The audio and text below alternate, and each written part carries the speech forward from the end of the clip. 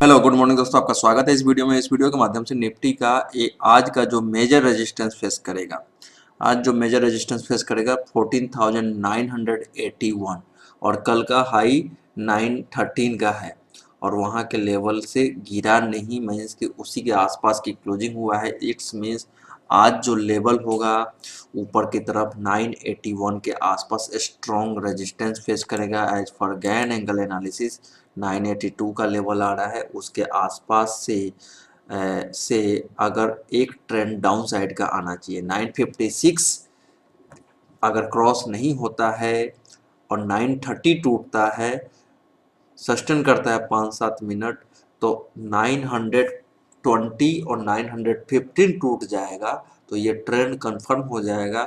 नीचे का जो टारगेट होगा 870 का, तो ये पहले ऊपर से रिवर्सल मिलेगा तो ट्रेड डाउन साइड के लिए आप ले सकते हो, वरना ऊपर ना जाए 915 930 के ऊपर ना जाए, नीचे कंसोलिडेट करे कल की तरह, तो नीचे का जो स्ट्रॉन्ग सपोर्ट है 830 और 800 के आसपास, इसके आसपास बॉटम बनाते हुए फिर से 870 के ऊपर ट्रेड होने लगेगा तो फिर से 930 और 956 और मेजर 981 की तरफ जाने की कोशिश करेगा। तो फिर से ये पहले ऊपर से रिवर्स करेगा तो मंदी का सूचक हो सकता है और अच्छा खासा फॉल भी कर सकता है, 830 भी टूट सकता है और 770 और फिर और भी नीचे जाने के चांसेस होंगे वीकली बेसिस नेक्स्ट वीक में। लेकिन पहले नीचे का काम कर लेता है फिर ऊपर जाता है तो फिर मंडे में भी ऊपर ही रहने के चांसेस हैं। तो ओवरऑल अगर पहले नीचे का काम कर लेता है और ऊपर जाने लगता है 956 981, तो फिर स्टॉक स्पेसिफिक बाइंग अपॉर्चुनिटी ढूंढना चाहिए। और पहले नीचे का काम कर लेता है और ऊपर जाने लगता है 930 के ऊपर, 915 के ऊपर, तो फिर स्टॉक स्पेसिफिक बाइंग अपॉर्चुनिटी ढूंढना चाहिए।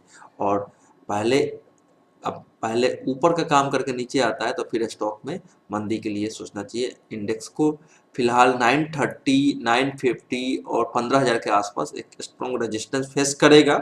एक दो बार मुझे लगता है कि 100 से 150 पॉइंट का डिप आना चाहिए और वो डिप इंट्राडे में मिल जाता है 850 और 950 से लेकर के 850 के जोन में एक कहीं ना कहीं बॉटम बनते हुए नीचे की तरफ और ऊपर की तरफ रेजिस्टेंस फेस होते हुए देखेंगे।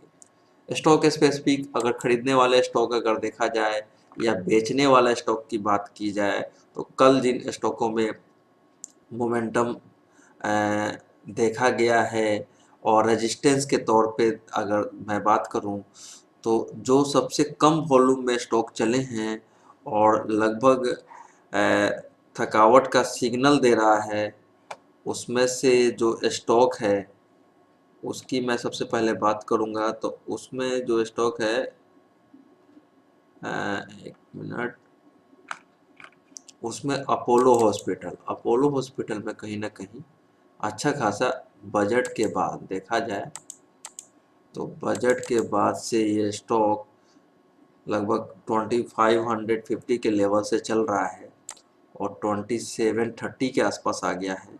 मेजर टारगेट ऊपर का 2810 का था, अचीव हो गया है 2757। एक मेजर सपोर्ट था वो भी टूट करके नीचे ट्रेड कर रहा है, तो 2700 रुपये तक का एक नीचे का मूवमेंट देखा जा सकता है। इंट्राडे बेसिस पे अगर देखा जाए तो 2700 पे एक स्ट्रॉन्ग सपोर्ट है, तो इंट्राडे बेसिस पे 27, अगर मैं बात करूँ as per gain angle analysis 2745 2760 के बीच में टॉप करता है और 2740 टूटता है तो आप इजिली 10 पॉइंट मिनिमम और 20 पॉइंट मैक्सिमम के लिए डाउन साइड के लिए ट्रेड कर सकते हैं।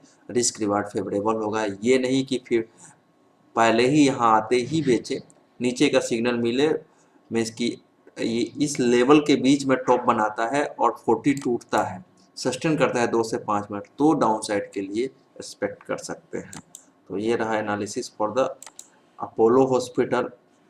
अगर मैं खरीदने की बात करूं तो खरीदने के लिए जो स्टॉक हैं, कैश का स्टॉक की जैसे हमने पहले भी बात किया है, कैश के स्टॉक अच्छे खासे चल रहे हैं तो कैश के स्टॉकों में अगर देखा जाए तो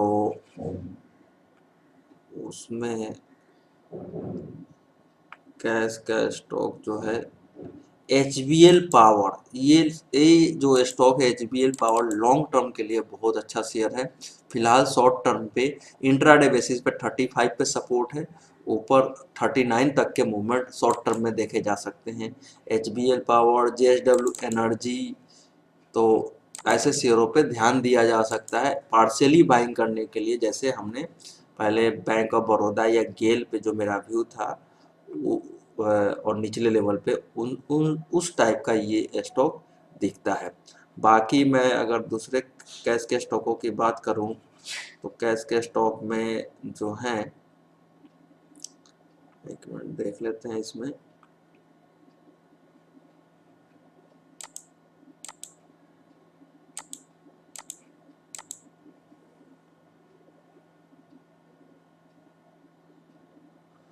कैश के स्टॉक में रेन में भी अच्छा खासा ऊपर आ गया है। कोपरन में, कोपरन का लेवल देख लीजिए, कोपरन में भी शॉर्ट टर्म तेजी है, 136 तक जा सकता है कोपरन। स्टार पेपर में भी, स्टार पेपर में ब्रेकआउट हुआ है तो इस स्टॉक में भी तेजी देखे जाने की संभावना है। 120 तक के मूवमेंट, 113 118 तक का पार्शली बाइंग करना चाहिए। तो कैश के स्टॉकों में as per my view next week में और भी जोरदार तेजी देखे जाने की कोशिश रहेगा। ये सारे ब्रेकआउट वाले लिस्ट हैं, इसमें से एनईसी लिमिटेड, रेन, वालचंद नगर, कॉपरन, विनस रेमेडीज, इनकी चार्ट स्टडी करके आप बाइंग अपॉर्चुनिटी ढूंढ सकते हैं। गेल में भी 140 तक के एक मूवमेंट आ सकता है। फिलहाल पार्शली बाइंग करना है, कोई बहुत बड़ा तेजी नहीं होगा, और तेजी होगा तो फिर से नीचे आ जाएंगे। तो ये रहा analysis for the stock specific. और अगर मैं खरीदारी के लिए देखूं एफ एंड ओ के शेयर में, तो एफ एंड ओ के शेयर में पेट्रोनेट एलएनजी में, पेट्रोनेट एलएनजी में तेजी थोड़ा सा बाकी है। जिस तरीके से ब्रेकआउट हुआ है 159 तक का मूवमेंट हो सकता है, 115 259 तक का मूवमेंट हो सकता है। इंट्राडे जो सपोर्ट होगा 246 और 248, ये स्ट्रॉन्ग सपोर्ट है। 253 के ऊपर चलता है तो स्ट्रॉन्ग बाइंग ब्रेकआउट लेवल निकलता है 252। वैसे भी 240 के ऊपर ब्रेकआउट हो चुका है, 259 तक का मूवमेंट देखा जा सकता है। तो ये रहा analysis for the stock specific और निफ्टी में। वीडियो अच्छा लगे तो लाइक कीजिए, और ये मेरा व्यू जो भी है एजुकेशनल लर्निंग पर्पज से, ना कि ट्रेडिंग पर्पज से। कोई भी खरीद बेच करते हैं हमारे व्यू पे और प्रॉफिट या लॉस होता है उसकी रिस्पॉन्सिबिलिटी हमारा इस चैनल का बिल्कुल भी नहीं है। Thanks for watching this video के बाद।